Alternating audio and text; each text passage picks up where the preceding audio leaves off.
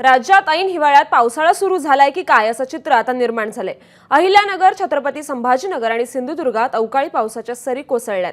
अहिल्यानगरच्या अनेक भागात आज पहाटे 5 ते 6 च्या सुमारास अवकाळी पावसाने हजेरी लावली। याशिवाय छत्रपती संभाजीनगरमध्ये आज पहाटेपासून पावसाच्या सरी बरसल्यात। अचानक आलेल्या पावसामुळे लोकांची धांदल उडाली आहे। ऐन हिवाळ्यात अनेकांना छत्री घेऊन बाहेर पडावं लागतंय, तर सिंधुदुर्ग जिल्ह्यातही अवकाळी पावसाच्या हलक्या सरी कोसळल्यात। रात्री अनेक भागात रिमझिम पाऊस झाला। जिल्ह्यातील अनेक भागात सलग 2 दिवस अवकाळी पाऊस कोसळतोय।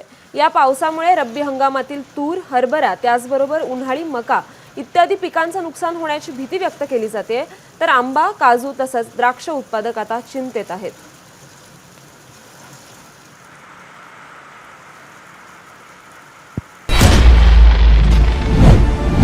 महानिकाला दिवशी सर्वाधिक पाहिलेलं चॅनल